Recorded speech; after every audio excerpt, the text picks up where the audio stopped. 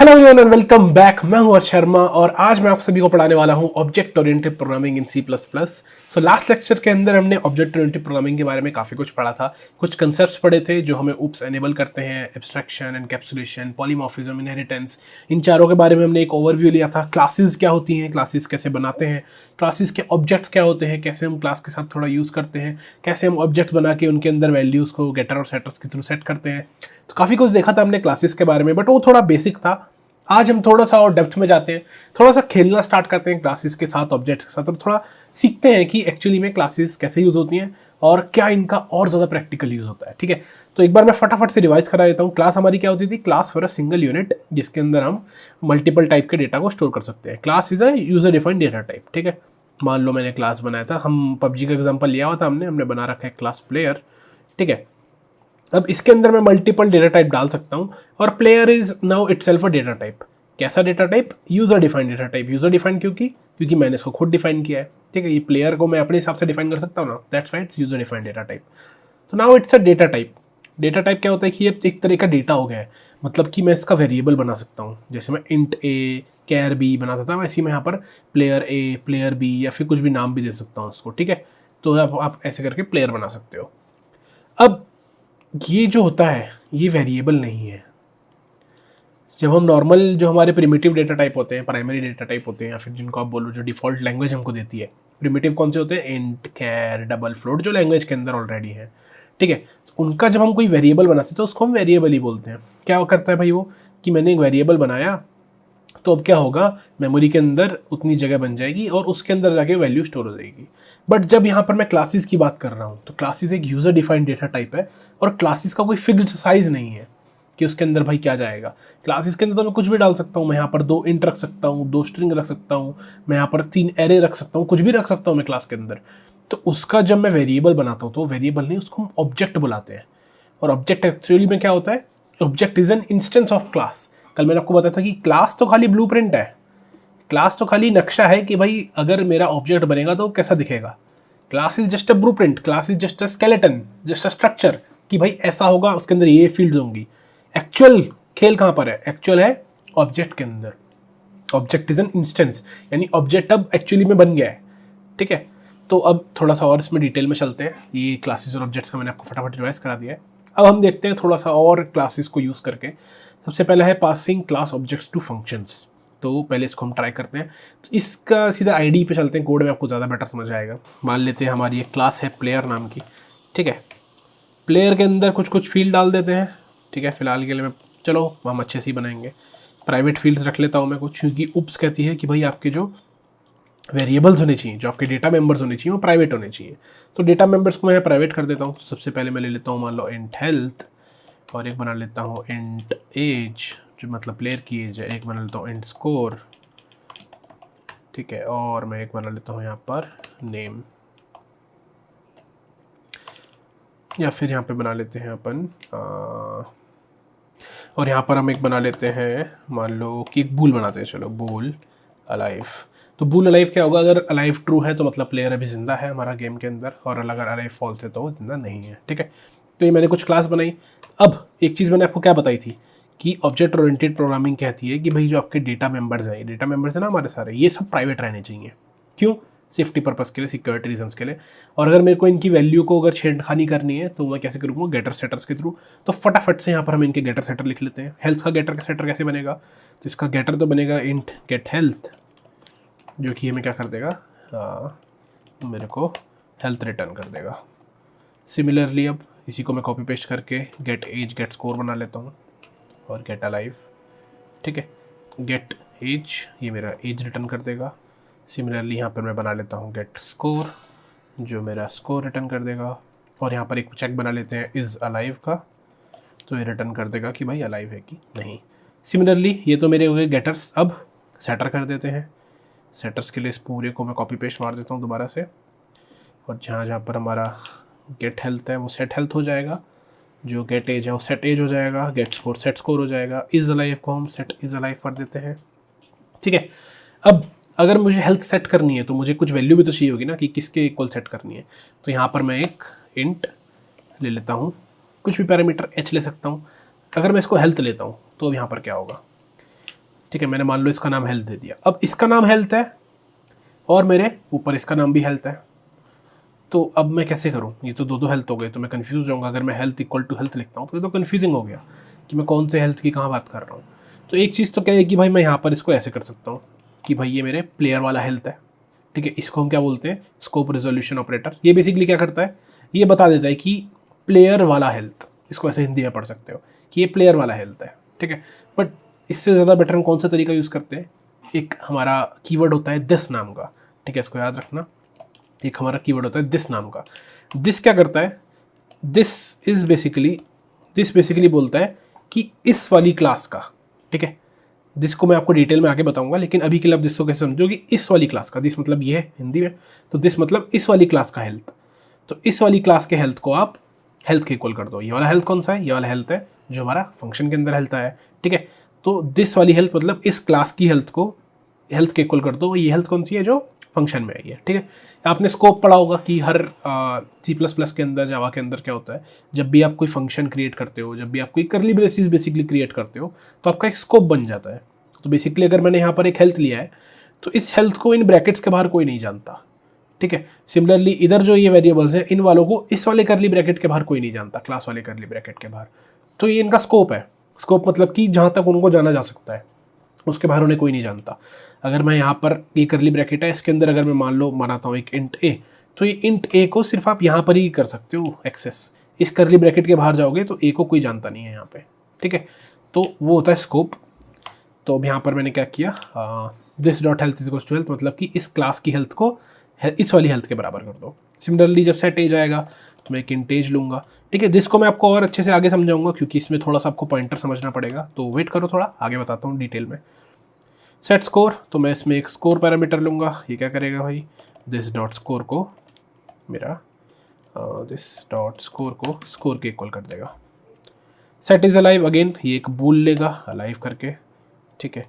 और ये मेरा दिस डॉट का अलाइव को सेट कर देगा अलाइव के इक्वल, ठीक है। गेटर सेटर बन गए मेरे, ये मेरे चारों वेरिएबल बन गए, गेटर सेटर बन गए। अब थोड़ा सा हम चलते हैं आगे। ये तो बेसिकली रिवीजन हो गया कल का। हमारा टॉपिक क्या था? Passing class objects to functions. तो अभी ये क्लास है, ये क्या है? अभी ये ब्लूप्रिंट है, ठीक है। ये ब्लूप्रिंट है बेसिकली। अगर मैं आपको बताऊं तो अभी इसके लिए कोई मेमोरी असाइन नहीं करी है हमारी प्रोग्रामिंग में, हमारे फंक्शन ने। तो जब मेरा प्रोग्राम कंपाइल होता है, आपने पढ़ा होगा, प्रोग्राम कंपाइल होता है तो दो टाइप की मेमोरी होती है, स्टैटिक और डायनामिक। स्टैटिक मेमोरी के अंदर क्या होता है कि प्रोग्राम स्टार्ट होने से पहले ही कुछ चीज़ें वहाँ पर चली जाती हैं, जिसमें जैसे इनलाइन फंक्शंस हो गए, आपके ग्लोबल वेरिएबल्स हो गए। ये वो वैल्यूज़ हैं जो जब प्रोग्राम का कंपाइल हो रहा है, मतलब जब आपको प्रोग्राम को रन कर रहे हो ना, उससे पहले कंपाइल होता है, उसकी फाइल्स बनती हैं। तो कंपाइलेशन के टाइम पे कुछ चीज़ें जो होती हैं वो उनको चाहिए होती हैं, ठीक है। जैसे कुछ होते हैं ग्लोबल वेरिएबल्स, आपके कुछ इनलाइन फंक्शंस, आपके कुछ जो वैल्यूज़ आपको चाहिए, कांस्टेंट वैल्यू, फाइनल वैल्यू, वो सब आपकी पहले ही लोड हो जाती है। इसको बोलते हैं कि हम ये स्टैटिक लोड हो गई, या फिर हम बोलते हैं कि ये हमारे स्टैटिकली एलोकेट हो गई इनके लिए मेमोरी। मतलब कि क्या हुआ, मान लो आपने कोई ग्लोबल वेरिएबल बना रखा है इधर, मान लो इंट abc = 1 2 3। तो जब आप प्रोग्राम रन करोगे ना, तो प्रोग्राम रन होने के टाइम पे ही मेमोरी के अंदर इंट के लिए यहाँ पर 8 बाइट की मेमोरी वहाँ पर जाकर एलोकेट हो जाएगी और उसके अंदर 1 2 3 स्टोर हो जाएगा। बट अगर ये चीज़ किसी चीज़ के अंदर हो रही है, किसी फंक्शन के अंदर हो रही है, किसी क्लास के अंदर हो रही है, लेट्स से ये क्लास बनी मेरे पास, ठीक है। अब इस क्लास के लिए कायदे से मुझे कितनी जगह चाहिए? 8 इस इंट के लिए चाहिए, 8 इस इंट के लिए चाहिए, 8 इस इंट के लिए चाहिए और एक इस बूल के लिए चाहिए। तो मुझे बेसिकली यहाँ पर 25 बाइट्स चाहिए इसको स्टोर करने के लिए।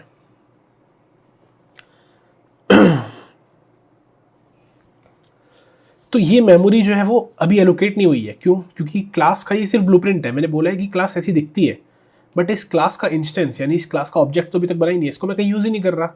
ये तो खाली ब्लूप्रिंट है, ये तो खाली स्केलेटन है कि भाई ऐसा दिखेगा।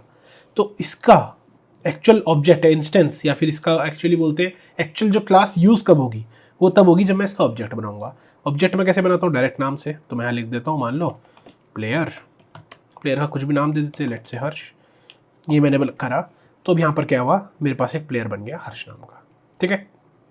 ये अगेन ये एक स्टैटिकली एलोकेटेड मेमोरी है। इसका मतलब क्या है कि जब मेरा प्रोग्राम कंपाइल हो रहा होगा तो मेरा प्रोग्राम ऐसे पढ़ेगा, वो देखेगा अच्छा एक प्लेयर क्लास है उसका एक ऑब्जेक्ट बनाना है हर्ष नाम का, तो वो देखेगा अच्छा प्लेयर क्लास को कुछ मेमोरी चाहिए, इतनी इतनी मेमोरी चाहिए, ठीक है, तो वो हर्ष नाम के ऑब्जेक्ट में इतनी मेमोरी एलोकेट करके रख देगा। ठीक है, ये कब होगा? जैसे ही मैं ऑब्जेक्ट बनाऊंगा। तो यहाँ पर क्या हो रहा है? ऑब्जेक्ट क्रिएशन हो रहा है। कैसे हो रहा है? स्टैटिकली मतलब कि पहले ही हो गया, अब आप उसको चेंज नहीं कर सकते। ठीक है, वो प्रोग्राम स्टार्ट होने से पहले ही हो गया। चलो अब इसके साथ थोड़ा खेलते हैं। ये मैं क्यों बता रहा हूँ, ये बहुत इंपॉर्टेंट है, आगे आपको ये बहुत ज़्यादा यूज़ आने वाला है। ठीक है, जब हम पॉइंटर्स और डायनामिक की तरफ बढ़ेंगे तो उसके लिए आपको स्टैटिक समझना बहुत ज़रूरी है। अब चलो एक और प्लेयर बनाता हूँ। ठीक है, एक प्लेयर मैंने बनाया, मान लो रैंडम, मान लो राघव नाम का एक प्लेयर बनाया। ठीक है, दोनों प्लेयर बन गए। अब मैं क्या करता हूँ, दोनों प्लेयर्स में कुछ कुछ वैल्यू सेट कर देता हूँ। तो let's say set as, set score, ठीक है, सब वैल्यूज़ मैं यहाँ पर सेट कर देता हूँ फटाफट। सेट इज अलाइव, और हमारा क्या रह गया? Health, set health 70। सेम चीज़ मैं सेकंड अपने प्लेयर के लिए कर देता हूँ, जो कि हमने बनाया है राघव। ठीक है, यहाँ पर कर देते हैं सेम चीज़, कोई दिक्कत नहीं है।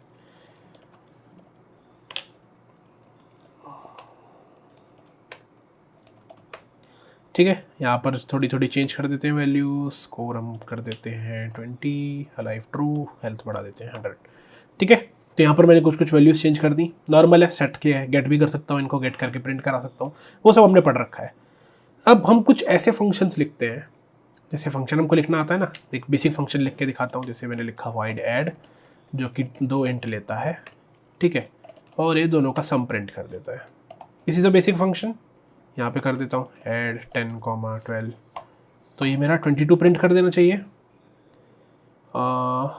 ओके, एक चीज़ हम चेंज करना भूल गए कि यहाँ पर हम कुछ रिटर्न नहीं करा रहे, तो ये सब वॉइड होंगे। ठीक है, तो ये हमारा सारा वॉइड बनेगा। एंड सेकंड थिंग, यहाँ पर C++ है, तो यहाँ पर हम डॉट की जगह एरो यूज़ करते हैं। कब एरो कब डॉट यूज़ होगा वो भी मैं आपको आगे बताऊँगा। तो फिलहाल के लिए इसको मैं चेंज कर देता हूँ। ठीक है, तो यहाँ पर हाँ फिलहाल मैं ऐड कर रहा था, तो अगर आपको ये विजिबल है तो मैं इसको थोड़ा नीचे कर देता हूँ। तो यहाँ पर आपको 22 दिख रहा होगा। ठीक है, 22 यहाँ पर हमारा आ गया। यहाँ पर मैं एक चीज़ कर देता हूँ ताकि सबको आपको विजिबल हो जाए। ठीक है, तो अब आउटपुट हमारा थोड़ा नीचे आएगा। ठीक है, तो 22 आ गया, ऐड करा था। बेसिक एक फंक्शन सबको आता है। ठीक है, जस्ट फॉर रिवीजन मैंने करा दिया है। अब मुझे पता है कि फंक्शन में मैं कुछ भी पास कर सकता हूँ, फंक्शन से मैं कुछ भी रिटर्न करा सकता हूँ। ट्रू, वॉइड मतलब कुछ रिटर्न नहीं करा रहा। मान लो मैं इधर अगर इंट कर देता तो मैं यहाँ पे रिटर्न कर सकता हूँ। मान लो मैं रिटर्न A+B कर दूँ, सी आउट ना कराऊँ, मैं कर दूँ रिटर्न A+B। तो इससे क्या होगा, ये जो ऐड है, अब ऐड मैं कुछ रन करूँगा ना तो कुछ भी नहीं होगा। देखो यहाँ पर कुछ आउटपुट नहीं आया, क्योंकि ऐड जो है वो वैल्यू रिटर्न कर रहा है अभी। तो अगर मैं इसको सी आउट करा दूँ तो जो रिटर्न वैल्यू है वो मुझे मिल जाएगी। यहाँ पर 22 आ जाएगा, सिंपल। ठीक है, अगेन रिवीजन सबको आता होगा मोस्टली लोगों को। बट मैं यहाँ पर एक चीज़ और कर सकता हूँ, क्योंकि मैंने बोला क्योंकि ये फंक्शन है, प्रोग्रामिंग बहुत फ्लेक्सिबल होती है। मैं इसके अंदर कुछ भी पास कर सकता हूँ, कितने भी पास कर सकता हूँ। ठीक है, मैं इसके अंदर 10, 20, 100 पैरामीटर्स दे सकता हूँ, किसी भी टाइप के, इंट, स्ट्रिंग, फ्लोट, कुछ भी टाइप के। सिमिलरली मैं इससे कुछ भी रिटर्न कर सकता हूँ, चाहो तो कुछ भी ना भी रिटर्न कराऊँ, वाइड रिटर्न मतलब कुछ भी ना, इंट रिटर्न कर सकता हूँ, फ्लोट रिटर्न कर सकता हूँ, स्ट्रिंग क्या कुछ भी रिटर्न करा सकता हूँ। ठीक है, कोई भी डेटा टाइप रिटर्न करा सकता हूँ, कोई भी डेटा टाइप पास कर सकता हूँ। तो अब मेरा क्लास भी तो डेटा टाइप ही है, class is also use to define data type. तो मैं क्लास को भी पास कर सकता हूँ, क्लास को भी रिटर्न करा सकता हूँ। ठीक है, ट्राई करते हैं चलो। तो मैंने यहाँ पर क्या बोला कि मैं 2 प्लेयर पास कर रहा हूँ, प्लेयर A और प्लेयर B। ठीक है, मान लो मुझे इससे इंट रिटर्न कराना है। ठीक है, इसका मैं मान लेता हूँ ऐड स्कोर नाम का एक फंक्शन बनाया मैंने, जो 2 प्लेयर्स लेगा एज इन पैरामीटर। ठीक है, इसने 2 पैरामीटर लिए, जिसके अंदर 2 प्लेयर लिए, और उन दोनों के स्कोर मुझे ऐड करके दे देगा। तो मैं लिखता हूँ अगर A.score प्लस B.score, तो अब इसको अगर मैं ऐड करता हूँ, हाँ एक चीज़ और, यहाँ पर क्या हुआ, प्लेयर A आया, A.score मैं नहीं कर पाऊँगा क्योंकि मुझे क्या करना पड़ेगा, A.getScore अगेन, क्योंकि हमने गेटर सेटर्स यूज़ करे हैं। और सिमिलरली यहाँ पर मुझे करना पड़ेगा V.getScore, क्योंकि मैंने गेटर सेटर यूज़ करे हैं। ठीक है, A.getScore से A का स्कोर मिलेगा, B.getScore से B का स्कोर मिलेगा, दोनों को ऐड करके मैंने रिटर्न करा दिया। सिंपल फंक्शन है। ठीक है, यहाँ पर अब मैं इसको कॉल करूँगा ऐड फंक्शन को। अब ऐड फंक्शन 2 प्लेयर लेगा, इंट नहीं लेगा। तो 2 प्लेयर मैंने बना रखे हैं यहाँ पर, तो मैं इसको दोनों पास कर देता हूँ, हर्ष और राघव। तो मैंने यहाँ पर 2 ऑब्जेक्ट पास कर दिए इसके। इसको अगर मैं सी आउट कराऊँ तो मेरा ओके नाम चेंज कर दिया है मैंने, ऐड स्कोर, ठीक है। तो यहाँ पर मुझे क्या मिलना चाहिए, दोनों का स्कोर ऐड होके 100 + 20 120 मेरे को मिल गया है। अब यहाँ पर समझते हैं कि क्या हो रहा है। तो मैंने एक फंक्शन बनाया ऐड स्कोर नाम का, जो दो पैरामीटर ले रहा है, प्लेयर ए और प्लेयर बी नाम से, ठीक है। इसने क्या बोला कि भाई ये दो पैरामीटर लेगा जो कि प्लेयर टाइप के होने चाहिए, प्लेयर टाइप के होने चाहिए, प्लेयर इज डेटा टाइप ना हो। तो जैसे मैं बोलता हूँ सेट इज अलाइव जो है वो एक बूल टाइप का पैरामीटर लेगा, सेट स्कोर जो है वो एक इंट टाइप का पैरामीटर लेगा, जो ऐड स्कोर है वो दो पैरामीटर लेगा प्लेयर टाइप के। प्लेयर टाइप के बोले तो प्लेयर के ऑब्जेक्ट्स लेगा। तो मैंने यहाँ पर प्लेयर के दो ऑब्जेक्ट्स बना रखे थे, मैंने वो पास कर दिए, पास करके मैंने यहाँ पर खेल लिया। So you can actually pass objects as a parameter, ठीक है, क्योंकि class is nothing, it's user defined data type. जैसे आप इंट को ट्रीट करते थे आप क्लास को भी ट्रीट कर सकते हो, बस अब इसमें आपके पास फ्लेक्सिबिलिटी है, आपके पास कंट्रोल है, वो आपने ही बनाई है, ठीक है। एक चीज़ और देखते हैं, अगर मैं क्लास को पास कर सकता हूँ तो मैं क्लास को रिटर्न भी तो कर सकता हूँ। तो चलो एक फंक्शन बनाते हैं। फंक्शन कैसे बनाते हैं, पहले हम लिखते हैं रिटर्न टाइप, फिर फंक्शन का नाम, फिर पैरामीटर्स। तो मेरे को क्या रिटर्न कराना है, अब मुझे क्लास ही रिटर्न करानी है। तो मैंने लिखा कि भाई ये प्लेयर टाइप का ऑब्जेक्ट रिटर्न करेगा। तो लेट्स से यहाँ पे मैं बोल देता हूँ गेट मैक्स स्कोर प्लेयर, ये दो प्लेयर लेगा और जिसका स्कोर मैक्सिमम होगा मुझे वो रिटर्न करके दे देगा, ठीक है। क्या कर रहा है, ये दो प्लेयर ले रहा है, दोनों में से जिसका स्कोर ज़्यादा होगा वो मुझे रिटर्न कर देगा, ठीक है। तो मैं यहाँ पे लिखता हूँ if A dot get score is greater than B dot get score, ठीक है। अगर ए का स्कोर बी से ज़्यादा है तो तुम रिटर्न कर दो ए एज इट इज़, एल्स तुम रिटर्न कर दो बी, ठीक है। अगर ए का स्कोर ज़्यादा है यहाँ पे मैं, ठीक है, तो रिटर्न कर दो, नहीं तो बी रिटर्न कर दो। और अब मैं इसको अगर रन करना चाहूँ तो यहाँ पर एरर आएगा। चलो इसको पहले मैं रिटर्न करा के देखता हूँ क्या होता है। गेट मैक्स स्कोर प्लेयर, इसको मैं हर्ष और राघव पास कर देता हूँ, ठीक है, हर्ष और राघव मैंने इसको पास कर दिया। अब मैं इसको रन करता हूँ तो फिलहाल तो ये चल जाएगा, बट कुछ प्रिंट नहीं होगा क्योंकि मैंने कुछ प्रिंट कराया नहीं है, मैंने सिर्फ फर्स्ट फंक्शन प्रिंट कराया है ऐड स्कोर वाला। अब ये जो है ये गेट मैक्स स्कोर प्लेयर, ये कुछ रिटर्न कर रहा है, ये एक प्लेयर रिटर्न कर रहा है, तो इससे मुझे एक प्लेयर रिटर्न होके मिल रहा है।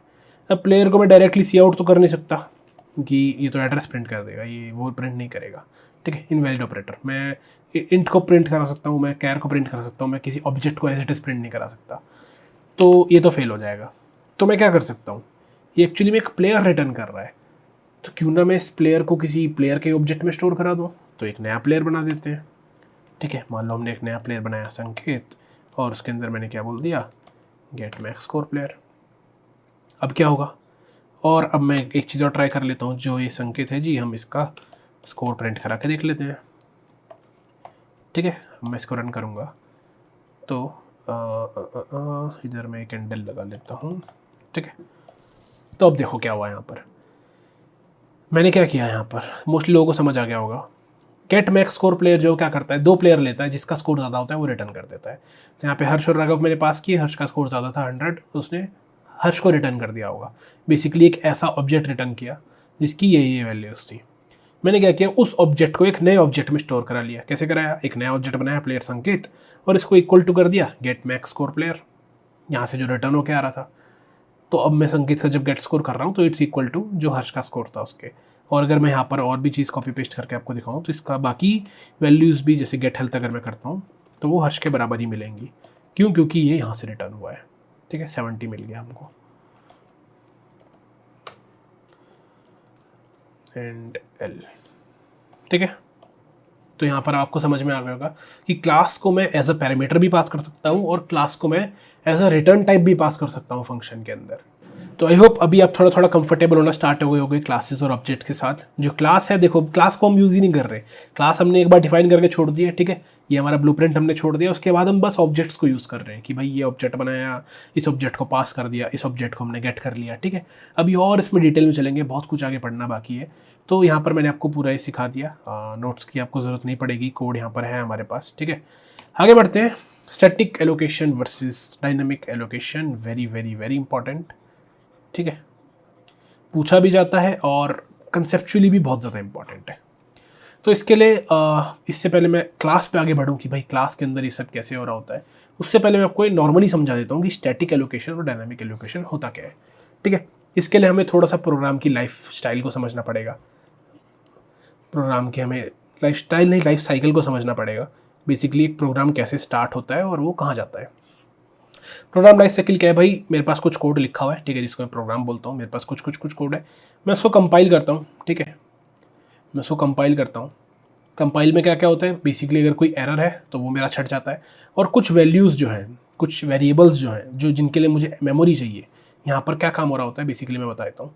सबसे पहले तो यहाँ पर कंपाइलेशन एरर डिटेक्ट होंगे आपके। ठीक है, कि यहाँ पर क्या कोई कंपाइलेशन एरर तो नहीं है, क्या आपने कुछ गलत तो नहीं लिख दिया है। उसके बाद क्या होता है, मेमोरी एलोकेशन होता है, मेमोरी एलोकेशन।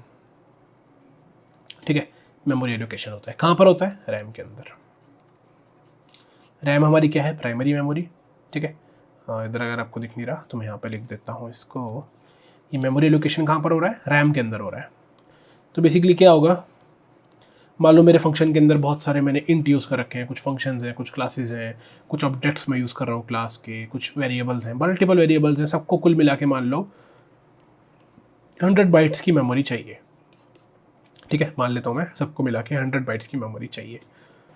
तो क्या होगा, जैसे ही मैं कंपाइल करूँगा कंपाइलेशन एरर चेक होगा। अब जो हमारा कंपाइलर है वो क्या करेगा, रैम के अंदर जाके मेमोरी एलोकेशन स्टार्ट कर देगा। मान लो 100 बाइट्स के मेरे पास 5 कुछ वेरिएबल थे।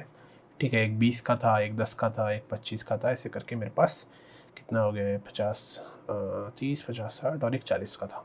ये मेरे पास अलग अलग वेरिएबल्स थे, कुछ क्लासेस थी, ठीक है, कुछ स्ट्रक्चर्स थे, ये अलग अलग था मेरे पास। इन सब के लिए अब मेमोरी एलोकेट होना स्टार्ट करेगी। तो क्या होगा, अच्छा इसको 40 बाइट की मेमोरी चाहिए, रैम के अंदर जाके 40 बाइट लो। ठीक है, और जो इसके अंदर वैल्यूज़ हैं वो इसके अंदर डाल दो उठा के। अच्छा इसके लिए 5 चाहिए, रैम के अंदर जाओ 5 बाइट की मेमोरी लो और इसके अंदर जो वैल्यूज़ थी वो इसमें उठा के डाल दो। सबके लिए ऐसे करके वैल्यूज़ उठा के भर देगा उसके अंदर, रैम के अंदर।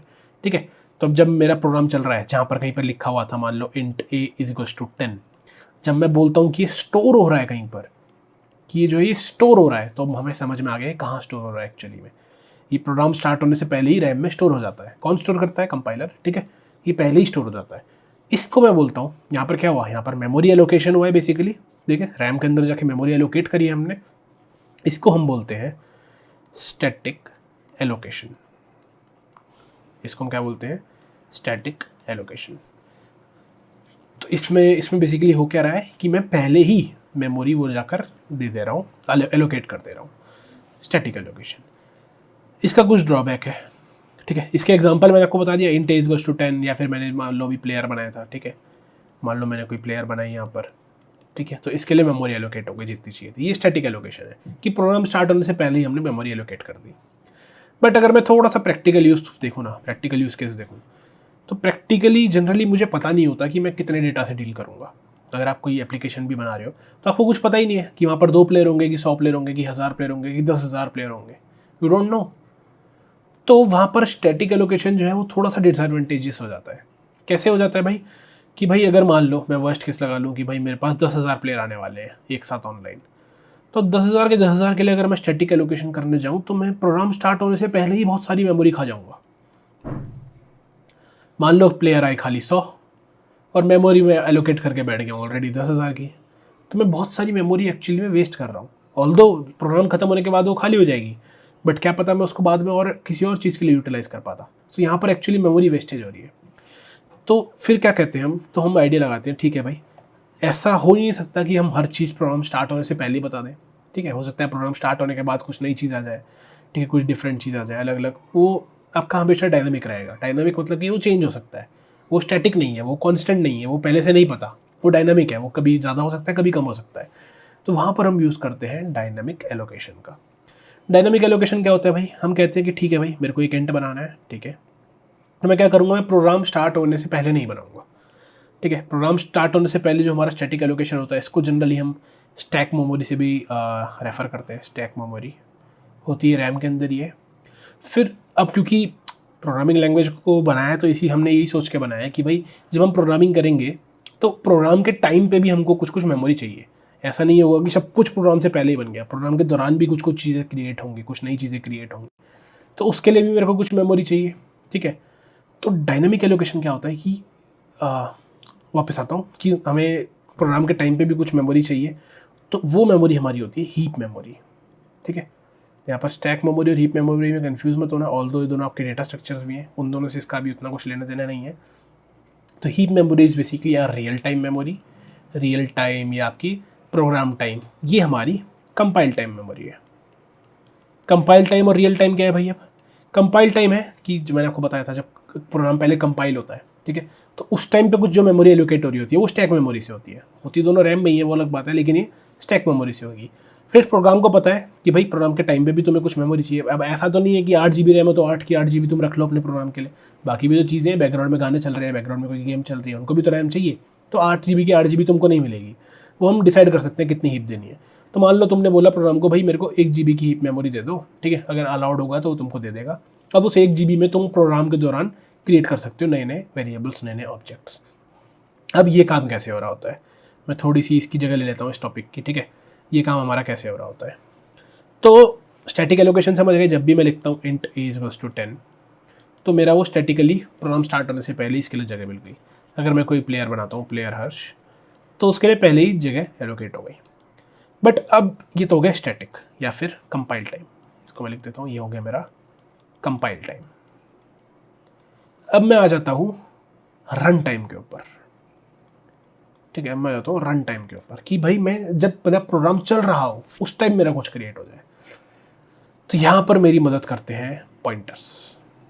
पॉइंटर्स आई होप सभी ने पढ़ रखे होंगे, मोस्ट ऑफ यू सब ने पढ़ रखा होगा। पॉइंटर्स नहीं पढ़ा है तो मैं यहाँ पर एक बेसिक आपको दे दूँगा, डिटेल में नहीं जाऊँगा क्योंकि उसके लिए मेरे को अलग से 1 घंटा चाहिए होगा।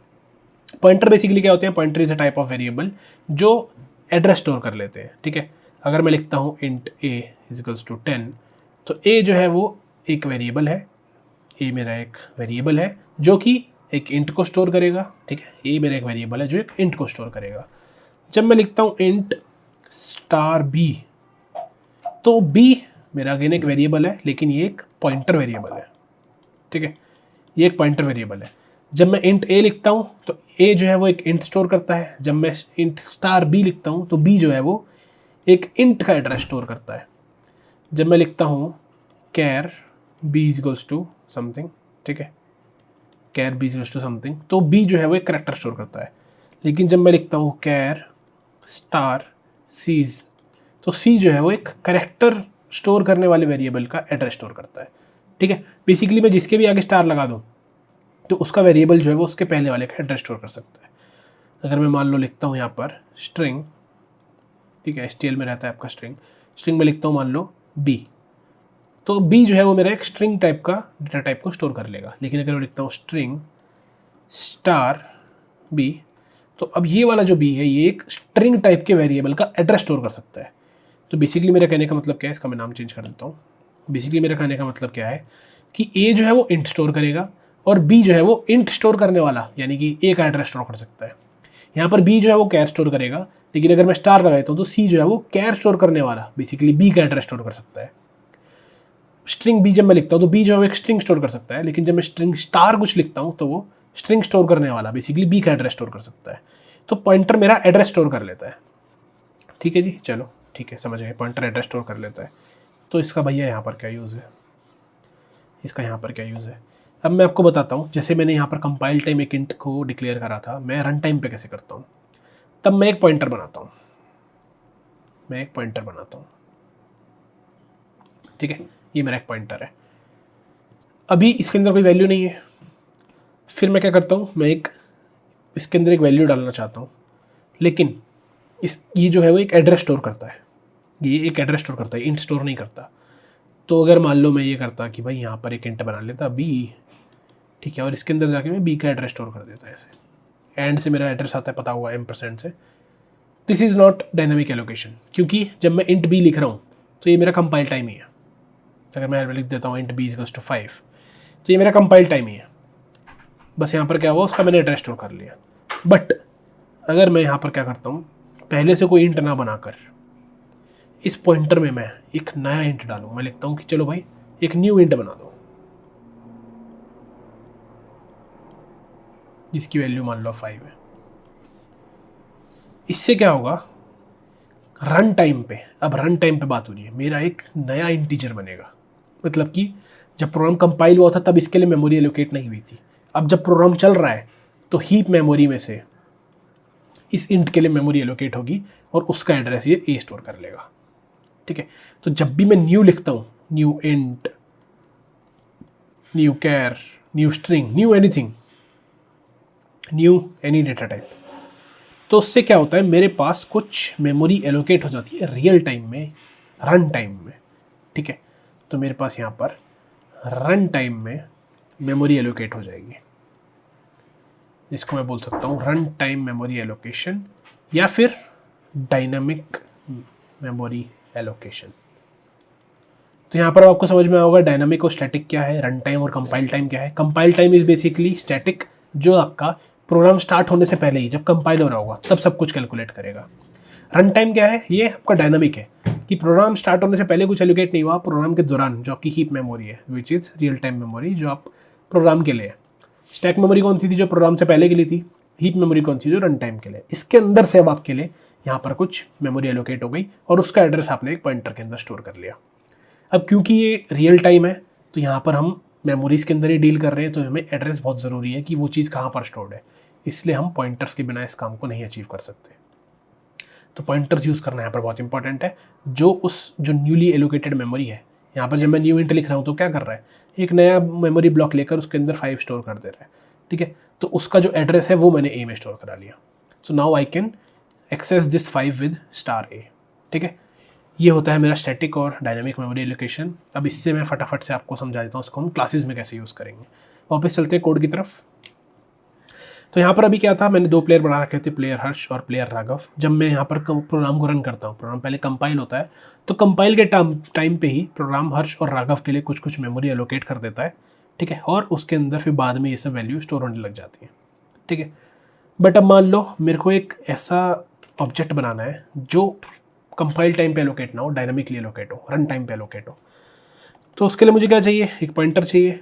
तो इंट का पॉइंटर इंट स्टार से बनता है, कैर का पॉइंटर कैर स्टार से बनता है, तो प्लेयर का पॉइंटर प्लेयर स्टार से बनेगा। ठीक है, तो मान लो यहाँ पर मैं एक नया बना लेता हूँ, लेट्स से पूर्वी नाम से। ठीक है, अब ये क्या है, ये ऑब्जेक्ट नहीं स्टोर करेगा, ये ऑब्जेक्ट का एड्रेस स्टोर करेगा। ठीक है, अब मेरे को ऑब्जेक्ट बनाना है, तो भाई मैं ऑब्जेक्ट कैसे बनाऊँ, न्यू वेरिएबल यूज़ करके। तो मैं यहाँ पे लिखता हूँ is equals to new player. New क्या करता है, एक इस प्लेयर के लिए एक मेमोरी एलोकेट कर देगा रियल टाइम में, रन टाइम में, कहाँ पे, हीप मेमोरी के अंदर। ठीक है, तो अभी इन तीनों में डिफरेंस क्या है। पहला डिफरेंस तो ये है कि भाई ये दोनों ऑब्जेक्ट है और ये पॉइंटर टू ऑब्जेक्ट, ये ऑब्जेक्ट नहीं है, पॉइंटर टू ऑब्जेक्ट है। ठीक है, और क्या फ़र्क है, ये दोनों कंपाइल टाइम पे एलोकेट होंगे, इनके लिए मेमोरी कंपाइल टाइम या फिर स्टैटिक एलोकेशन। ये वाला जो है ये बनेगा रन टाइम पे, रन टाइम या फिर डायनामिक एलोकेशन। ठीक है, ये तो डिफरेंस हो गया। फ़ायदा क्या है भाई, अब जब मेरे पास इनडेफिनेट नंबर है कि भाई 10 प्लेयर भी हो सकते हैं, 100 भी हो सकते हैं, 1000 भी हो सकते हैं, तो मैं पहले से ही डिफाइन नहीं करके रह सकता। ठीक है, तो उसके लिए मैं डायनामिक यूज़ कर सकता हूँ कि अच्छा ठीक है 1000 प्लेयर है, आने दो, मैं एक लूप लगा दूंगा, जैसे जैसे नए प्लेयर आते जाएंगे मैं न्यू मेमोरी एलोकेट करता जाऊँगा। रादर देन मैं पहले से ही 1000 लोगों की मेमोरी लेके रख लूँ, मैं डायनामिक क्यों ना करूँ, जितने की ज़रूरत है सिर्फ उतने की ज़रूरत पड़ेगी। तो यहाँ पर डायनामिक ज़्यादा इफेक्टिव रहता है। ठीक है, तो अब यहाँ पर क्या करना है, इसको एक बार रन करते हैं अपन। ठीक है, फिलहाल हमने सिर्फ क्रिएशन करा है तो कुछ फ़र्क नहीं आएगा।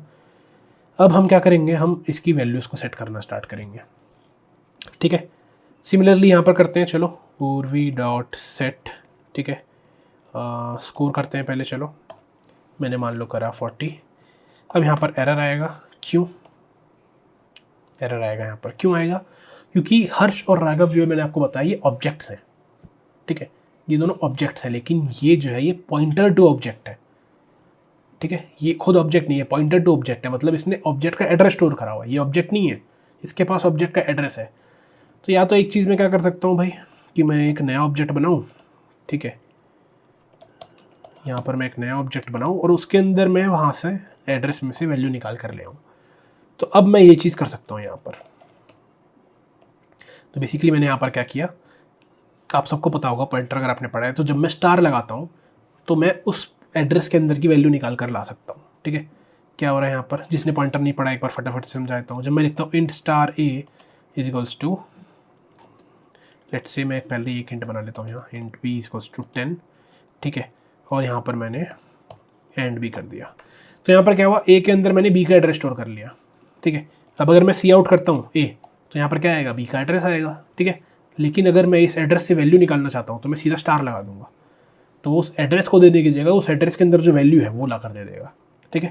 तो सेम कंसेप्ट मैंने यहाँ पर लगाया। मैंने क्या किया, अगर मैं लिखता, जैसे मैं यहाँ लिखता जस्ट उर्वी लिखता, तो उससे मुझे वो ऑब्जेक्ट नहीं मिलता, उस ऑब्जेक्ट का एड्रेस मिल रहा था। तो जैसे ही मैंने इसके आगे एक स्टार लगा दिया तो मुझे उस एड्रेस के अंदर जो वैल्यू है वो मिल गई। तो एड्रेस के अंदर क्या था, एक्चुअली में एक ऑब्जेक्ट था, नया ऑब्जेक्ट, उस ऑब्जेक्ट को मैंने इसमें स्टोर करा लिया, ठीक है। तो अब मैं इसके ऊपर सब अपने ऑपरेशंस लगा सकता हूँ। तो फटाफट से इसको कॉपी पेस्ट करके मान लेते हैं 2, हम चेक कर लेते हैं यहाँ पर सेटेज, ठीक है। अब मैं इसको यहाँ पर एक बार प्रिंट भी करा लेता हूँ। इसको हटा देते हैं फ़िलहाल, बहुत ज़्यादा आउटपुट हो जाएगा। डॉट गेट स्कोर, ठीक है। और यहाँ पर हमारा अपेरेंटली 40 आ जाना चाहिए। अब मैं इसको रन करता हूँ तो यहाँ पर मेरा 40 आ गया। यहाँ पर अब कुछ नया नहीं हुआ, ऑब्जेक्ट तो हम पहले ही बना रहे थे, गेटर सेटर हम पहले ही कर रहे थे। लेकिन फ़र्क क्या आया, फ़र्क ये आया कि हर्ष और राघव जो थे वो प्रोग्राम स्टार्ट होने से पहले ही मेमोरी एलोकेट हो गई थी उन दोनों के लिए स्टैक के अंदर। लेकिन उर्वी जब हमने बनाया तो वो ऑब्जेक्ट रन टाइम पे क्रिएट हुआ है, और उसके लिए मेमोरी जो है वो जब प्रोग्राम चल रहा था, जब प्रोग्राम चलते चलते यहाँ पहुँचा, लाइन बाय लाइन चलता है ना प्रोग्राम, तब जाके इसके लिए मेमोरी क्रिएट होना स्टार्ट हुई है, ठीक है। सिमिलरली अगर मेरे को यहाँ पर 10 नए ऑब्जेक्ट बनाने थे तो मैं एक लूप लगा के या नॉर्मली भी 10 नए ऑब्जेक्ट बना सकता हूँ, और उसके लिए मेरे को बस न्यू कीवर्ड यूज़ करना है। न्यू कीवर्ड क्या करता है, थोड़ी सी मेमोरी लाकर जिस भी डेटा टाइप के लिए चाहिए, जैसे प्लेयर के लिए कुछ मेमोरी चाहिए थी वो मेमोरी लाकर दे देगा और इसके अंदर स्टोर करा देगा, ठीक है। तो ये मेरा हो गया डायनामिक एलोकेशन। बट यहाँ पर अब एक चीज़ और मैं आपको बताता हूँ, इंपॉर्टेंट चीज़। जब मैं ये लिख रहा हूँ, अगर मैं इसको हटा के डायरेक्टली मैं ऐसे काम करना चाहूँ कि भाई मैं सिर्फ एड्रेस से ही काम करना चाहता हूँ डायरेक्टली, मेरे को ऐसा नहीं है कि उसको मैं एक नए उसके अंदर स्टोर करूँ, ठीक है। तो मैं क्या कर सकता हूँ भाई यहाँ पर, ठीक है जी, मैं अगर लिखता हूँ उर्वी डॉट या कुछ भी करना चाहता हूँ तो this is now an address, क्योंकि ये पॉइंटर है, मैंने बताया ना इसके अंदर अभी एड्रेस है। बट अगर मुझे उस एड्रेस की वैल्यू चाहिए तो मैं स्टार लगाता हूँ, तो मैं स्टार लगा के अब मेरे को मिल गया ऑब्जेक्ट। तो मैं यहाँ पर डॉट सेट कर सकता हूँ कुछ भी, ठीक है। और यहाँ पर मैं अगर ऐसे करूँ, ठीक है, स्कोर तो मैंने सेट नहीं किया है, मैंने हेल्थ को 20 सेट किया है, हेल्थ आपको यहाँ पर 20 मिल जानी चाहिए। तो यहाँ पर मुझे एक ब्रैकेट लगाना पड़ेगा, ठीक है। This is not the correct way, पहले ही बता रहा हूँ, बट ताकि आपको समझ आए इसलिए मैं पहले इनकरेक्ट बता रहा हूँ, ठीक है। तो इससे मेरा 20 मिल गया, इसको भी मैं फ़िलहाल हटा देता हूँ, कन्फ्यूजन ना हो। तो यहाँ पर मेरे को 20 मिल गया यहाँ से जो मैंने सेट किया था। तो पहले मैं क्या कर रहा था कि क्योंकि एड्रेस है, मैं उस एड्रेस में से ऑब्जेक्ट निकाल के एक नए ऑब्जेक्ट में स्टोर करा दे रहा था। अब मैं क्या कर रहा हूँ, ठीक है, मैं एड्रेस के थ्रू ही सीधा स्टार लगा के मैं एक्सेस कर रहा हूँ। तो स्टार से क्या होगा, जो एड्रेस के अंदर वैल्यू है वो मिली, उस वैल्यू में डॉट सेट मैंने लगा दिया, ठीक है। समझ आ रहा होगा ये। बट इससे भी बेटर तरीका क्या होता है, C++ ने हमको एक बढ़िया चीज़ दी है। जावा के अंदर तो आप डायरेक्टली डॉट लगा के कर सकते हो, कोई दिक्कत नहीं है। C++ ने हमें एक बढ़िया चीज़ दी है, वो कहती है कि भाई आप ऐसे ब्रैकेट स्टार मत लगाओ, थोड़ा सा क्लीन नहीं लगता ये। तो आप क्या करो कि अगर आपके पास एक नॉर्मल ऑब्जेक्ट है तब तो आप ऐसे डॉट लगा के सीधा एक्सेस कर सकते हो, डॉट सेटेज डॉट ये करके। बट अगर आपके पास एक पॉइंटर ऑब्जेक्ट है तो आप डॉट मत लगाओ और स्टार भी मत लगाओ, आप एक नया ऑपरेटर ले लो। तो इन्होंने हमें एक ऑपरेटर दिया, एरो ऑपरेटर। तो ये एरो क्या करता है, ये एरो बेसिकली वो करता है जो ये हमारा कर रहा था। दिस एरो बेसिकली डज कि एड्रेस से ऑब्जेक्ट निकाल के उसके ऊपर ये फंक्शन लगाता है। यहाँ पर हम वही कर रहे थे, उर्वी एड्रेस था, स्टार लगाया, ऑब्जेक्ट मिल गया, फिर उस पर हमने गेट हेल्थ लगाया। तो दो चीज़ें ना लगा के मैं एक सिंगल एरो ऑपरेटर लगा सकता हूँ, जो आप माइनस और आपका ये ग्रेटर देन वाले सिंबल से लगाते हो। तो माइनस ग्रेटर देन अगर मैं यहाँ लगाता हूँ तो अब डायरेक्टली मेरे को बिना ऑब्जेक्ट के अंदर जाए काम हो जाएगा, डायरेक्टली वो एड्रेस के थ्रू ही कर देगा सब कुछ। यहाँ पर अगर मैं ये लगाता हूँ तो आप देखोगे तो मेरा यहाँ पर ये 20 आ गया, ठीक है। अब आपको एक चीज़ समझ में आई होगी, ऊपर मैंने कुछ करके दिस करके किया था, ठीक है, एरो किया था, तो वो थोड़ा थोड़ा अभी समझ में आएगा और अभी आपको बताऊंगा दिस के बारे में। बट यहाँ पर मैंने आपको डायनामिक मेमोरी एलोकेशन और स्टैटिक मेमोरी एलोकेशन दोनों बता दिए। डायनामिक मेमोरी एलोकेशन आप बहुत ज़्यादा यूज़ करोगे, अगर आपने लिंक लिस्ट पढ़ा हुआ है, ट्री पढ़ा हुआ है, तो वहाँ पर तो ये यूज़ होना ही होना है, ठीक है। जब भी आप कोई नोड बनाते हो तो ऐसे ही बनाते हो ना, नोड स्टार न्यू नोड, ठीक है, अगर आपने पढ़ा है लिंक लिस्ट। सिमिलरली जब ट्री के अंदर आप कोई नोड बनाते हो तो वहाँ पर यही करते हो, तो वहाँ पर हमेशा डायनामिकली आप कर रहे होगे सारा काम। लिंक लिस्ट बेसिकली डायनामिक ही है, ठीक है। तो वहाँ पर आपको हमेशा पॉइंटर की ज़रूरत पड़ेगी। पॉइंटर है तो डायनामिक मेमोरी एलोकेशन है या फिर रन टाइम मेमोरी एलोकेशन है। तो ये हो गया हमारा स्टैटिक वर्सेस डायनामिक एलोकेशन। इसको मैंने डुप्लीकेट कर दिया यहाँ पर, तो यहाँ से आप एक नोट कर लेना। इस वाले को मैं क्लियर कर देता हूँ। अब आगे बढ़ते हैं अपने नेक्स्ट टॉपिक पे, जो कि है क्लास इन क्लास, या फिर बेसिकली नेस्टेड क्लास। क्या है भाई ये? तो मैंने आपको भी बताया था कि class is nothing just a data type, ठीक है। उसके अंदर आप कुछ भी स्टोर कर सकते हो, ठीक है। तो क्लास के अंदर आप एक इंट डाल सकते हो, उसके अंदर आप करेक्टर डाल सकते हो, उसके अंदर इवन आप एक एरे भी डाल सकते हो, ठीक है। अब क्लास के अंदर अब आप एक क्लास भी डाल सकते हो। जब मैं क्लास बनाता हूँ, उसके अंदर इंट है, कैर है, उसके अंदर मैं एरे भी डाल सकता हूँ, और अब मैं इसके अंदर एक क्लास भी डाल सकता हूँ, ठीक है। चलो वो देखते हैं कैसे होता है। तो अभी हम चलो अपनी यही वाली क्लास मान के चलते हैं, ठीक है। अब मैं क्या कर रहा हूँ, यहाँ पर एक नई क्लास बना दे रहा हूँ, मान लो, जिसका नाम है गन, ठीक है। अब आपको यहाँ पर थोड़ा सा रियल लाइफ प्रोग्रामिंग का आइडिया लगेगा कि एक्चुअली में जब हम कोड लिखते हैं एप्लीकेशन लेवल पे तो कैसे लिखते हैं। तो मैंने लिखा क्लास गन, ठीक है। अब एक गन की क्या क्या प्रॉपर्टीज़ होती हैं? इसके अंदर एमओ होती है उसका, और क्या होता है, मान लो डैमेज कितना है उस गन का। पबजी जिसने खेली है वो थोड़ा थोड़ा समझ जाएगा, नहीं तो आप रफली आइडिया ले लो। और क्या क्या होता है भाई, एक गन में एमओ हो गई, डैमेज हो गया, बताओ भाई उसमें कौन सा आपने स्कोप लगा रखा है, ठीक है। ठीक है, चलो अभी के लिए इतना रखते हैं।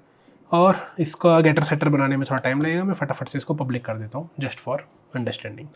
सिमिलरली इधर भी मैं इसको ऐसे ही रखता हूँ।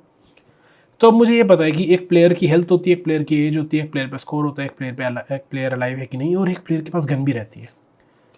तो मैं इसके अंदर एक गन भी रख सकता हूँ, ठीक है। ये क्या है? This is a data type. यहाँ पर मैंने एक नया डेटा टाइप बना दिया गन नाम का, जिसके अंदर ये 3 चीज़ें हैं। तो यहाँ पर मैं गन भी रख सकता हूँ। इस गन के लिए भी मुझे गेटर सेटर बनाना पड़ेगा, तो यहाँ पर गेटर सेटर बनाते हैं फटाफट। गेटर क्या करेगा? गेट गन नाम का फंक्शन बनेगा, और वो क्या रिटर्न करेगा? वो गन ही रिटर्न करेगा, ठीक है। अभी हमने देखा था ना, how can we return an object, how can we pass an object as a parameter, वो यहाँ पर मैंने यूज़ कर लिया, ठीक है। What will this do? This will return gun, nothing. Set का भी फंक्शन बना लेते हैं, void set gun which will take a gun as a parameter itself, ठीक है।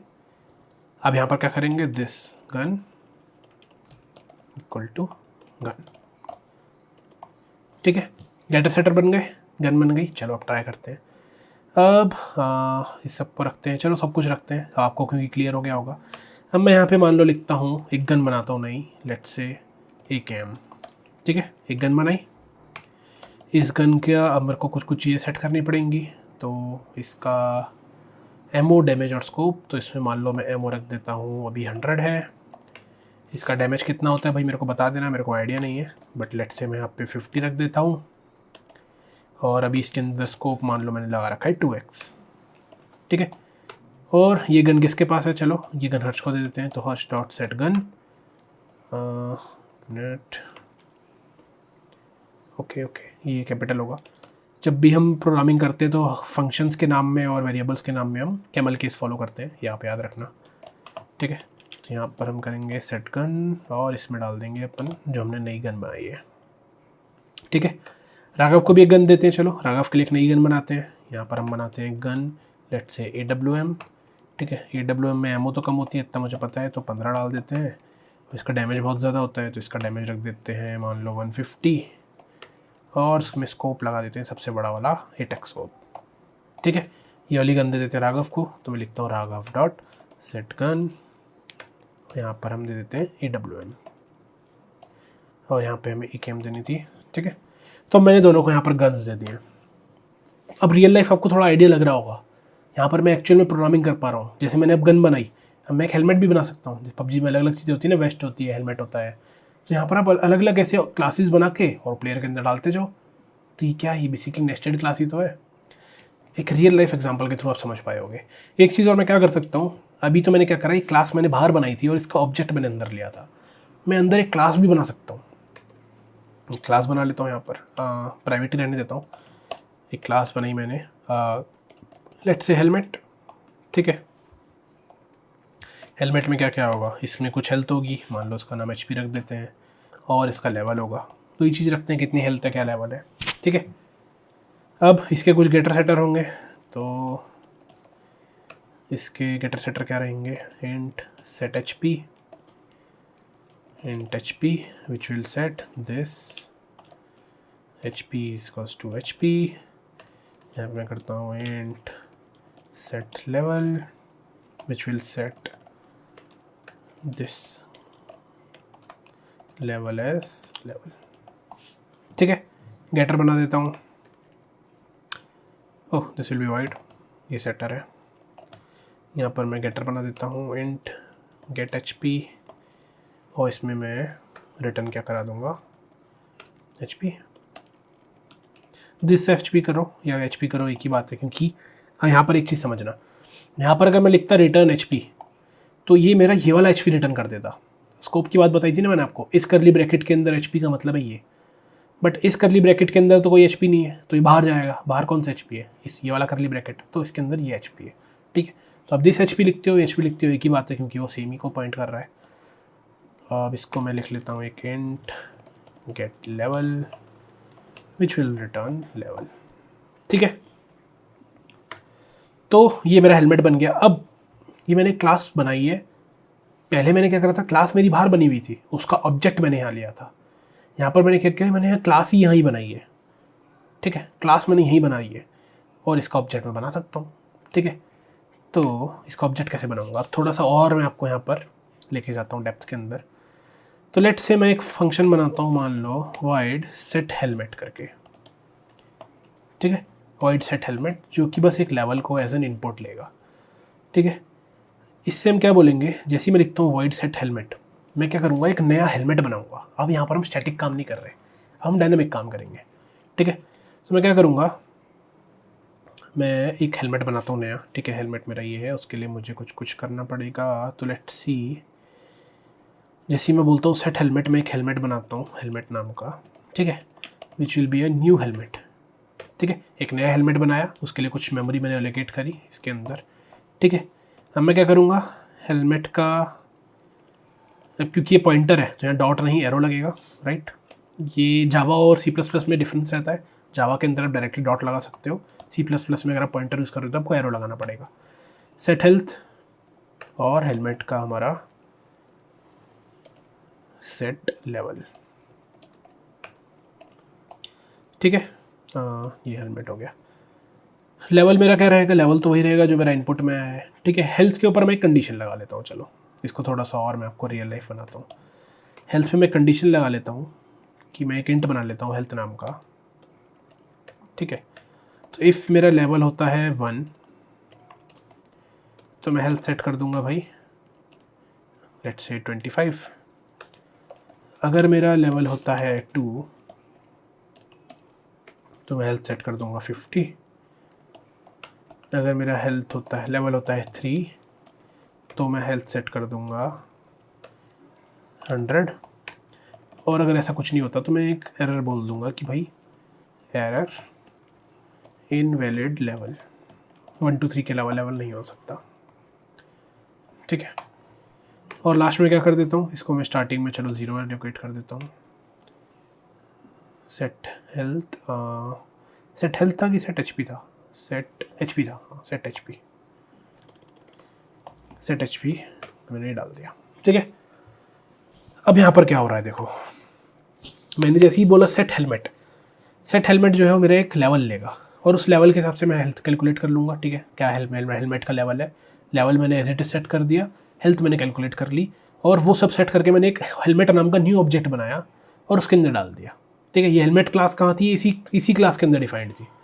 ठीक है, और मैं अब क्या कर रहा हूँ, जो मेरा हेलमेट आया है, जो मैंने हेलमेट का नया ऑब्जेक्ट बनाया है, इसको मैं क्लास में सेट कर देता हूँ. तो मैं यहाँ पे क्या बोलूँगा कि क्लास जो है वो एक हेलमेट टाइप का भी ऑब्जेक्ट लेगी, और ये जो मेरा नया ऑब्जेक्ट मैंने बनाया है इसको उठाकर मैं इस क्लास का जो हेलमेट है, क्लास का हेलमेट कैसा आएगा, this is equals to star helmet. अब यहाँ पर बहुत कुछ हो गया है. ठीक है, बस को रन करते हैं. ठीक है, अननोन, अच्छा मेरे को क्लास ऊपर डिफाइन करनी पड़ेगी, इसको मैं काम करता हूँ, ये सबसे पहले डिफाइन कर देता हूँ. ठीक है, अब हम एक चीज़ ट्राई करते हैं. यहाँ पर क्या हुआ, ओके कुछ एरर आ रहा है, क्या एरर है, यहाँ पर मैं डायरेक्टली कर रहा हूँ तो ये मेरा 100 जाएगा ऐसे, ठीक है। यहाँ पर मैं पब्लिकली उनको वो कर रहा था ना, ठीक है। इसको मैं 2 डाल देता हूँ, एमओ डाल दी मैंने, ठीक है। यहाँ पे डैमेज डाल दिया, यहाँ पे स्कोप डाल दिया, ठीक है। ये सब मेरा हो गया, इसको रन कर लेते हैं। अब हेलमेट वाली बात पे आते हैं। तो गन वाला आप समझ गए होंगे, गन एक क्लास बनाई थी मैंने, उसका एक ऑब्जेक्ट जो है वो मेरा प्लेयर के अंदर रहेगा, ठीक है। यहाँ पर रहेगा, उसको मैंने सेट करा दिया। कैसे सेट कराया, एक गन बनाई मैंने, यहाँ पर गन की कुछ कुछ वैल्यूज डाली और जाके उसको सेट कर दिया। सेट फंक्शन क्या कर रहा था, नॉर्मल एक गन ऐसा पैरामीटर ले रहा था और सेट कर दे रहा था। सेम चीज़ मैंने हेलमेट के साथ करी, बस डिफरेंस क्या रखा, हेलमेट को मैंने क्लास के अंदर ही डिफाइन किया हुआ है, ठीक है। मैं चाहता नहीं हूँ कि हेलमेट को कहीं और भी कोई यूज़ करे। गन तो मेरी बहुत सारी हो सकती हैं, कहीं भी यूज़ हो सकती है, मैं चाहता हूँ कि हेलमेट जो है वो सिर्फ प्लेयर ही यूज़ कर पाए, ठीक है। तो मैंने हेलमेट को प्लेयर के अंदर बना दिया, प्राइवेट बनाया, कोई और एक्सेस ही नहीं कर पाएगा। कुछ कुछ इसकी मैंने प्रॉपर्टीज़ बना दी, HP लेवल, ठीक है। ये क्लास के अंदर भी रहेगा। अब इसको सेट करने के लिए मैंने कुछ लॉजिक भी डाल दिया यहाँ पर, ताकि अब थोड़ा और अंडरस्टैंड कर पाऊँ। यहाँ पे मैंने डायनामिक एलोकेशन यूज़ कर लिया, ठीक है। मैंने क्या किया, एक लेवल लूँगा और लेवल के हिसाब से मैं खुद हेल्थ कैलकुलेट करके डालूंगा, ठीक है। और डायनेमिक एलोकेशन करूँगा। तो यहाँ पर मैं एक नया ऑब्जेक्ट बनाऊंगा और उस नए ऑब्जेक्ट को जाकर सेट कर दूंगा अपने क्लास में, यानी कि दिस हेलमेट, दिस क्या है, दिस मतलब जो मेरी क्लास है, क्लास कौन सी है मेरी, ये। तो इसके हेलमेट में जो मैंने यहाँ नया हेलमेट बनाया वो सेट हो जाएगा। स्टार क्यों लगाया, क्योंकि ये पॉइंटर है, पॉइंटर के अंदर की वैल्यू लानी है तो स्टार लगाना पड़ता है, ठीक है। तो अगर मैं यहाँ पर क्या करता हूँ, हर्ष डॉट सेट हेलमेट, लेवल दे देता हूँ मान लो 2, और सिमिलरली यहाँ पे करता हूँ राघव डॉट सेट हेलमेट, और यहाँ पर लेवल देता हूँ 3। अब इनको हम गेट करके देखेंगे, ठीक है। अब इनको हम गेट करके देखते हैं। ये मैं हटा देता हूँ फिलहाल के लिए। मेरा जो गेट गन है वो गन ला कर देता है, गेट गन जो है मेरा गन ला कर देता है। तो एक गन बनाता हूँ मैं, ठीक है। एक गन बनाता हूँ, gun 1 2 3 which will be Harsh dot gate gun. अब मैंने हर्ष की गन ली और उसको लेकर एक नए ऑब्जेक्ट में डाल दिया। अब इस ऑब्जेक्ट की मैं प्रॉपर्टीज़ प्रिंट करा के देखता हूँ। Gun 1 2 3 dot gate damage, okay. इसमें तो हमने वो बनाया नहीं है तो डायरेक्ट कर सकते हैं, ठीक है। डॉट एमओ, और क्या था हमारा गन के अंदर, स्कोप, डॉट स्कोप, ठीक है भाई। तो यहाँ पर हमारा आ गया 50 100 2, जो कि मैंने सेट किया था। एक गन बनाई थी AKM नाम की, उस गन को मैंने हर्ष के अंदर सेट कर दिया था, ठीक है। और अब यहाँ पर मैंने जब वो गन निकाली, हर्ष डॉट गेट गन, एक नए ऑब्जेक्ट में डाल के उसकी जो वैल्यूज़ निकाली तो वो सेम है। सिमिलरली मैं राघव के लिए भी करूँगा यहाँ पर, तो मेरे पास सेम आ जाना चाहिए 150 15 और 8 जो मैंने सेट किया था। हेलमेट के लिए देख लेते हैं एक बार, ठीक है। हेलमेट के लिए देख लेते हैं, एक हेलमेट बना लेता हूँ। ये मैं नया ऑब्जेक्ट क्यों बना रहा हूँ, ताकि मैं एक बार उसको स्टोर करके प्रिंट करा पाऊँ, ठीक है। हर्ष डॉट गेट हेलमेट, अच्छा गेट हेलमेट मैंने बनाया ही नहीं है अभी फंक्शन, यहाँ पे बना लेते हैं एक बार फटाफट से। एक गेट हेलमेट नाम का फंक्शन रहेगा जो हेलमेट रिटर्न करेगा, which will just return helmet, ठीक है। अब आप यहाँ पे कंफ्यूज मत होना कि ये हेलमेट कौन सा है, ये हेलमेट कौन सा है। मैंने स्कोप आपको बता दिया। जब मैं एक करली ब्रैकेट के अंदर हूँ और अगर मैं हेलमेट लिखता हूँ तो ये सबसे पहले अपने स्कोप के अंदर, यानी जिस करली ब्रैकेट में ये है उसके अंदर हेलमेट ढूंढता है। तो इसके अंदर तो हेलमेट है, तो यहाँ पर इस हेलमेट की बात हो रही है। अगर इसको इसके अंदर नहीं मिलता तो ये स्कोप से बाहर जाता, तो यहाँ पर तो इस ब्रैकेट के अंदर कोई हेलमेट नहीं है तो इसको मिला नहीं, तो भी इस ब्रैकेट से बाहर जाएगा अपने बाहर वाले स्कोप में, यानी कि क्लास में, और इस क्लास में हेलमेट है, ठीक है। तो इसीलिए मैंने यहाँ पर दिस लगाया। अगर मैं यहाँ पर दिस न लगाऊँ ना, अगर यहाँ दिस न लगाऊँ तो इसी ब्रैकेट के अंदर ढूंढ लेगा और समझेगा कि अच्छा इसी हेलमेट की बात हो रही है। तो अगर मुझे इसे बोलना है कि नहीं बाहर वाले हेलमेट की बात करनी है तो मुझे इसे स्पेसिफाई करना पड़ेगा यहाँ पर, ठीक है। इसलिए मैं यहाँ पर दिस लगा देता हूँ ताकि यहाँ क्लास वाला समझ जाइए। यहाँ भी दिस लगा सकता हूँ बट ये ऑलरेडी समझ जाएगा कि क्लास वाले की ही बात हो रही है क्योंकि अंदर नहीं है। दिस लिखता हूँ तो क्लास वाला, नहीं भी लिखता हूँ तो भी क्लास वाला क्योंकि अंदर नहीं है, ठीक है। चलो यहाँ पर करते हैं डॉट गेट हेलमेट। अब यहाँ पर इसकी प्रॉपर्टीज़ प्रिंट करा के देख लेते हैं। हेलमेट 1 2 3 डॉट HP और हमारा लेवल, ठीक है। और इसको हैंडल करा लेते हैं।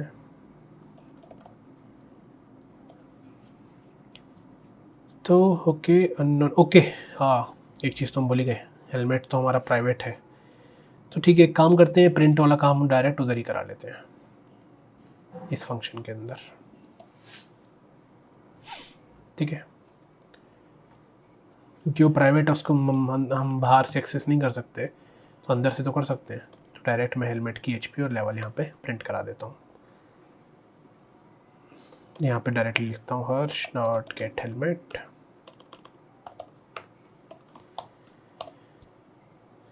तो यहाँ पर 50O2 आ गया। अब ये 50O2 पूरा कहाँ से आया, एक बार फ्लो समझते हैं।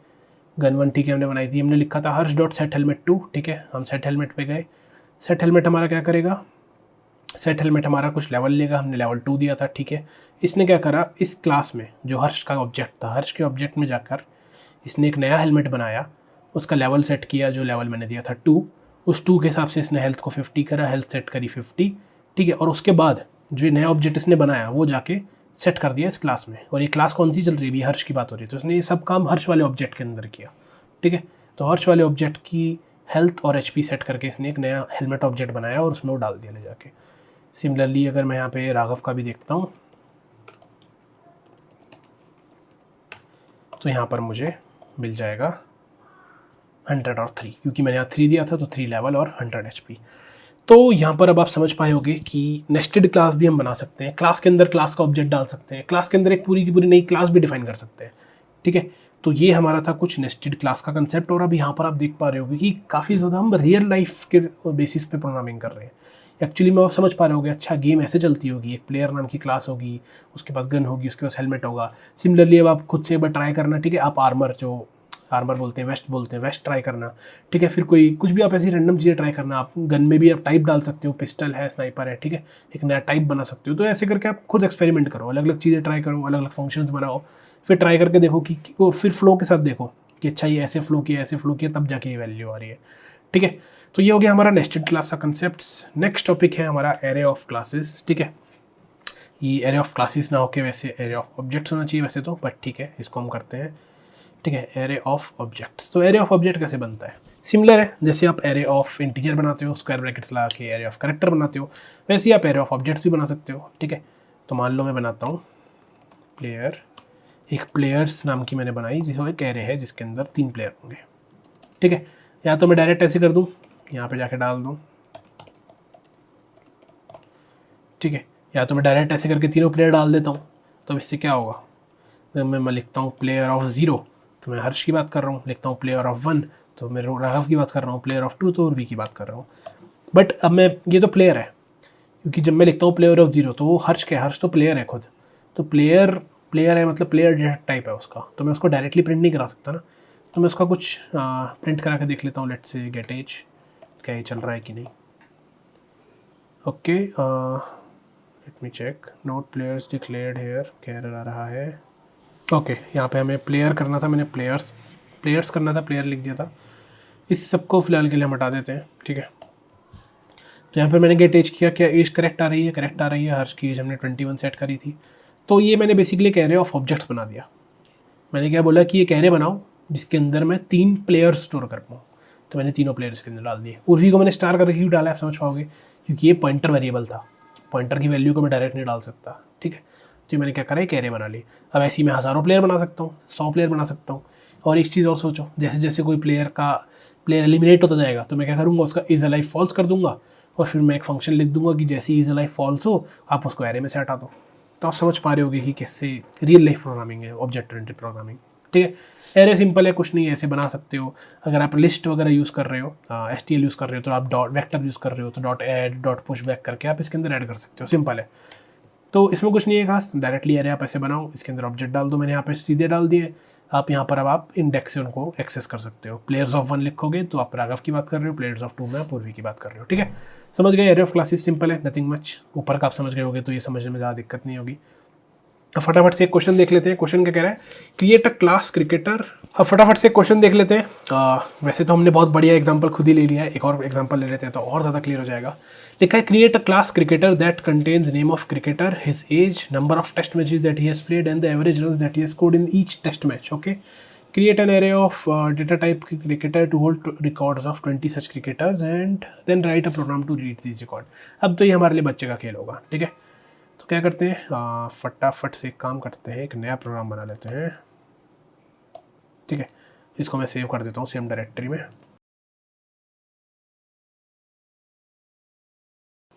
ठीक है, तो पूरा प्रोग्राम यहाँ पर उड़ा के हम थोड़ा फ्रेश स्टार्ट करते हैं ताकि हम क्वेश्चन को स्टेप बाय स्टेप समझ पाएँ। ठीक है, ये मैंने हटा दिया। चलो स्टार्ट करते हैं। देखो क्वेश्चन क्या कह रहा है, क्रिकेटर क्लास बनानी है जिसमें नेम होगा, एज होगा, नंबर ऑफ टेस्ट मैच होगा और एवरेज रन रहेंगे। ठीक है, तो बनाते हैं क्लास फटाफट। क्लास का नाम है क्रिकेटर, ठीक है, क्लास है क्रिकेटर। इसके अंदर क्या क्या है, हमारी कुछ कुछ फील्ड्स हैं, उसकी एज है, उसके नंबर ऑफ रन्स हैं, इसका नाम देखते हैं क्या देना है, नेम देख लेते हैं, नंबर ऑफ टेस्ट मैचेस, ठीक है, number of test matches, number of test matches. मैंने आपको बताया हम कैमल केस फॉलो करते हैं जब भी वेरिएबल का नाम लिख रहे हो। नेम ले लेते हैं हमारा, चलो इसमें ले लेते हैं, और हमारा एवरेज स्कोर। ये चारों फील्ड हो गई हमारी। अब हमें क्या करना है, इसकी एक एरे बनानी है क्रिकेटर टाइप की जो 20 सच क्रिकेटर का डेटा होल्ड कर पाए, और फिर प्रोग्राम लिखना है जो इसे रीड भी कर पाए। ठीक है जी, चलो ये तो हमारा बन गया।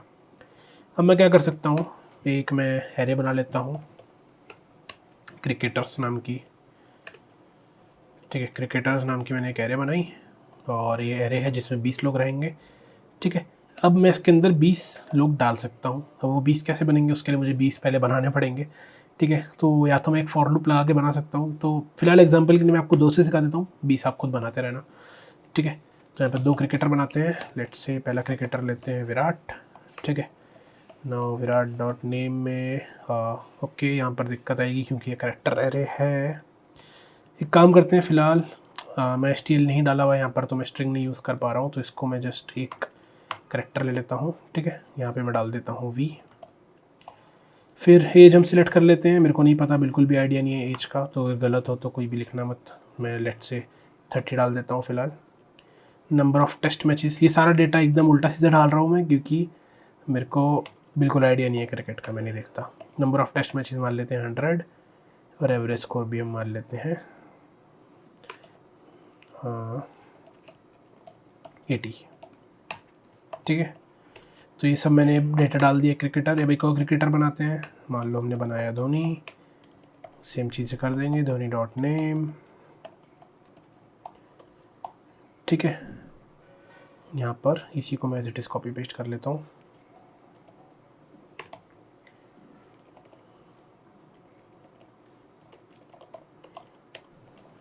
ठीक है जी, एज वगैरह हम चेंज कर देते हैं, नंबर ऑफ़ टेस्ट मैचेस वगैरह चेंज कर देते हैं।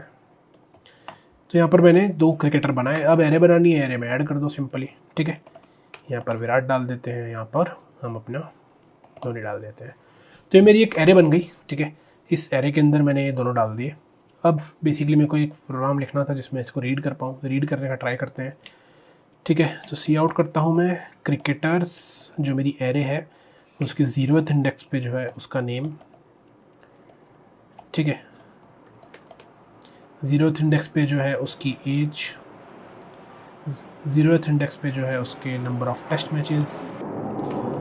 सेम चीज़ मैं कर सकता हूँ जो हमारा फर्स्ट पोजीशन पे है, या इससे बढ़िया मैं एक चीज़ क्या करता हूँ ना, सीधा एक फॉर लूप लगा देता हूँ। ठीक है, क्योंकि आप तो 20 लोगों के लिए करोगे तो 20 के लिए लिखना टफ हो जाएगा। तो जो 0 से चलेगा <2 तक। ठीक है, इसको मैं डाल देता हूँ इधर, और ये जैसे जैसे फॉर लूप चलेगा ये ith इंडेक्स के मुझे प्रिंट करके देता जाएगा।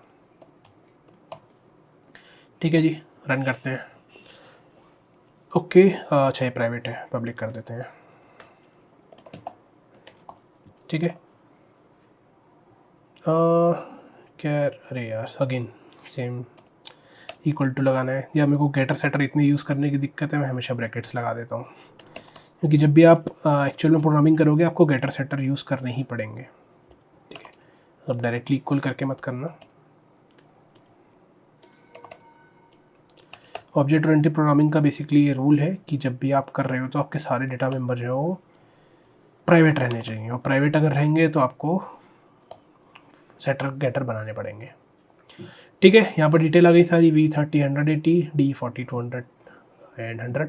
आप यहाँ पर 20 तक का लूप चला के आपका एरे में अगर 20 हैं तो सबके प्रिंट करा सकते हो। आप सोचोगे इतने, देखोगे कि कितने छोटे, उससे हमारा ये हो गया है। एक चीज़ और बताता हूँ, अब आप यहाँ पर 20 के 20 अगर ऐसे बनाओगे तो वो तो स्टैटिक एलोकेशन हो गया, इसको क्या हम डायनामिकली कर सकते हैं? देखते हैं वो फटाफट। तो मैं क्या करता हूँ, मैं एक लूप चलाता हूँ। ठीक है, एक लूप चलाता हूँ। ठीक है, लूप मैंने चलाया। अब मैं क्या करूँगा, यहाँ पर हर लूप में एक नया क्रिकेटर बनाऊँगा। ठीक है, एक नया क्रिकेटर बनाऊँगा। मैं आपको एक आइडिया दे देता हूँ आपको इसको कैसे करना है। ठीक है, यहाँ पर आप क्या करोगे, एक न्यू क्रिकेटर बनाओगे। ठीक है, ये जो आपने न्यू क्रिकेटर बनाया, इसकी आप वैल्यू सेट करोगे यहाँ पर। ठीक है, नेम एज वगैरह आपने यहाँ पर सेट कर दिया। उसके बाद आप क्या करोगे, अगर आप STL यूज़ कर रहे हो तो सिंपली क्या करो, जो आपका वेक्टर है या जो आपकी लिस्ट है, कोई भी आप लैंग्वेज यूज़ कर रहे हो, उसको इसमें ऐड कर दो डायरेक्टली। ठीक है, तो फिलहाल मैं यहाँ पर रफली लिख देता हूँ, जैसे मैं हमने क्या बनाई थी अपनी एरे हमारी थी क्रिकेटर्स। अगर मैं इसको एरे ना बनाकर यहाँ पर अगर मैंने इसको वेक्टर बनाया होता है, ऐसे वेक्टर ऑफ क्रिकेटर। ठीक है, अगर मैंने इसको ऐसे बनाया होता तो मैं डायरेक्टली क्या कर सकता था, यहाँ क्रिकेटर्स डॉट पुश बैक या ऐड जो भी आप यूज़ करते हो, यहाँ पर जो मैंने अभी नया क्रिकेटर बनाया है, और यहाँ पर स्टार आ जाता। तो इससे क्या होगा मेरा कि मैं यहाँ पर अब डायनामिक काम कर रहा हूँ। मैं प्रोग्राम स्टार्ट होने के बाद मुझे जितनी बार लूप चलाना है मैं उतने ऑब्जेक्ट बना रहा हूँ। एक चीज़ और क्या कर सकते हो, यहाँ पर आप इनपुट ले सकते हो। आप हर लूप के साथ नया नाम लेते जाओ और नए नए वैल्यू सेट करते जाओ। जैसे आपको यहाँ पे जो नाम डालना है आप उसको इनपुट ले लो सीन करके। ठीक है, तो आपको समझ में आ गया होगा। तो यहाँ पर जो आप 20 बार लिखोगे उसके लिए आपको बस एक लूप चलाना पड़ेगा, डेटा 20 बार ही डालना पड़ेगा, लेकिन कोड आपका काफ़ी छोटा हो जाएगा। ठीक है, तो ये हमारा हो गया कैसे आप एरे ऑफ क्लासेस तो नहीं है, एरे ऑफ ऑब्जेक्ट्स है वो। ठीक है, और ये एरे ऑफ ऑब्जेक्ट्स आप यहाँ भी बना सकते हो। ठीक है, जैसे मान लो यहाँ पे मैंने एक बैट बना दिया, कितने बैट्स यूज़ करें आज तक, और यहाँ पर अब मैंने उसकी एक एरे बना दी कि मैं नंबर ऑफ़ बैट्स स्टोर कर देता हूँ। इसका बड़ी एग्जांपल मैं उसमें देता हूँ कि जैसे मैं यहाँ पर एक प्लेयर के पास क्या गन रहेगी वो भी स्टोर कर रहा हूँ, तो ऐसा थोड़ी है कि उसके पास एक ही गन होती है, 2 गन भी तो रह सकती हैं। तो यहाँ पर एक एरे बना सकता हूँ गन की। ठीक है, तो ये सब आपको खुद से ट्राई करना है। उसमें गन के टाइप बना सकते हो, पिस्टल और आपका राइफल, आपका स्नाइपर, शॉटगन, ऐसे करके आप अलग अलग चीज़ें बना सकते हो। खुद से ट्राई करो डिफरेंट चीज़ें। जितना आप ट्राई करोगे इसको उतना आपका हैंड्स ऑन बढ़िया होगा, उतना आप ज़्यादा बेटर कर पाओगे। कुछ एरर आएंगे, जैसे मैं भी करता हूँ, देखते हो आप कुछ एरर आते हैं और फिर हम देखते हैं अच्छा ये करना भूल गए, पब्लिक लगाना भूल गए। ठीक है, तो जैसे जैसे आप करोगे तभी आपको समझ में आएगा। तो ये क्वेश्चन हमारा हो गया। नेक्स्ट हमारा टॉपिक आ जाएगा कंस्ट्रक्टर डिस्ट्रक्टर।